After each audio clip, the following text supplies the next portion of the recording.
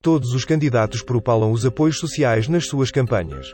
É bom para uma candidatura dar ideia de ser mais compreensiva com os mais desfavorecidos. Em termos eleitorais, seria um tiro no pé esquecer esses princípios. Os apoios sociais equilibram as injustiças. Mas também não se pode criar a injustiça de nem todos, até mesmo em piores condições dos que já tiveram apoios, não terem acesso aos apoios sociais. É de salientar que os apoios sociais, em regra geral, não sofrem do escrutínio das candidaturas opostas ao atual executivo. Pode ser a falta de análise, falta de dados, ou a falta de coragem.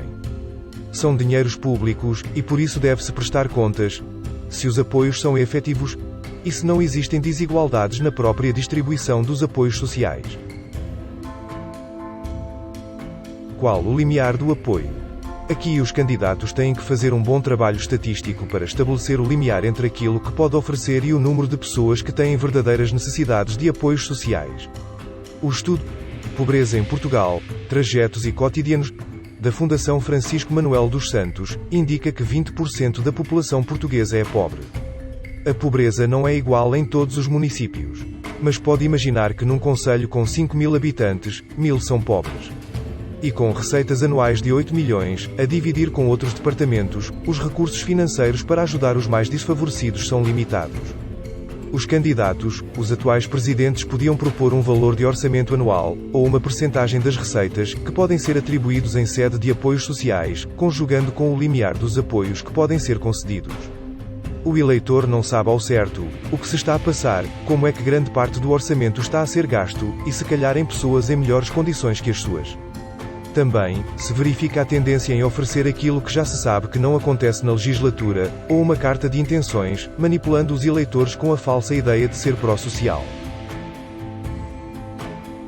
Que tipo de apoio social? Uma pergunta que se coloca é se existe um apoio social para satisfazer situações de real emergência, como a fome infantil, ou se o apoio social vai para pessoas que já estão acima do limiar. Que tipo de apoios é que uma Câmara dá a um reformado com pensão de 300 euros?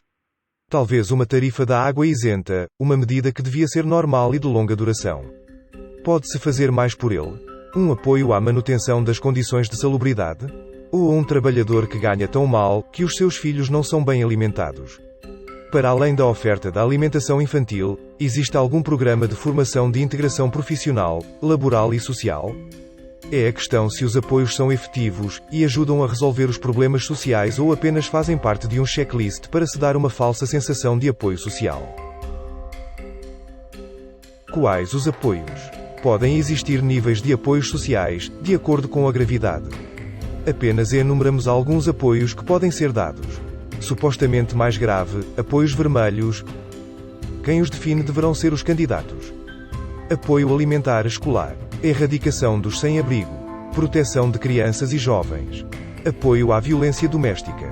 Apoios sociais laranja. Intervenção direta junto dos indivíduos e famílias em situação de vulnerabilidade social.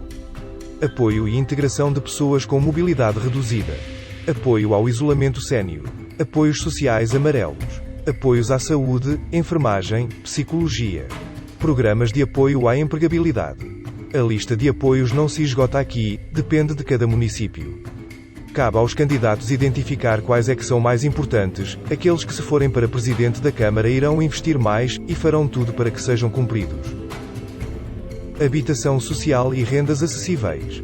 Tendo em consideração que o investimento na habitação social pode atingir 15% ou mais do orçamento da Câmara, seria razoável os candidatos proporem uma otimização dos apoios sociais, quer em qualidade quer em quantidade. Quais são as necessidades de habitação social? Quantas casas existem? Já existem compromissos do atual executivo? Os candidatos oferecem mais X casas? Quantas pessoas ficam de fora? Quais são os critérios de entrega de chaves? Qual a percentagem do orçamento dedicado à construção de habitação social? O que é melhor, bairros sociais ou a integração das famílias nos bairros correntes? Uma questão sensível é a decisão de quem se dá a casa, a uma família que vive na casa dos pais, e que está integrada e com emprego. Ou a um esquema de atribuição de casas a novos residentes no concelho. Em muitos candidatos, tem-se verificado a apresentação de soluções sociais bastante abertas, e ambíguas. Todas elas apresentam uma carta de intenções, que depois podem ou não ser aplicadas. Não é bem um programa, um plano, uma estratégia. Os programas sociais devem ser claros, demonstrar que conhecem o que se passa. Devem assinalar quais são as suas prioridades e propor resultados com indicadores, objetivos mensuráveis a atingir no final do executivo.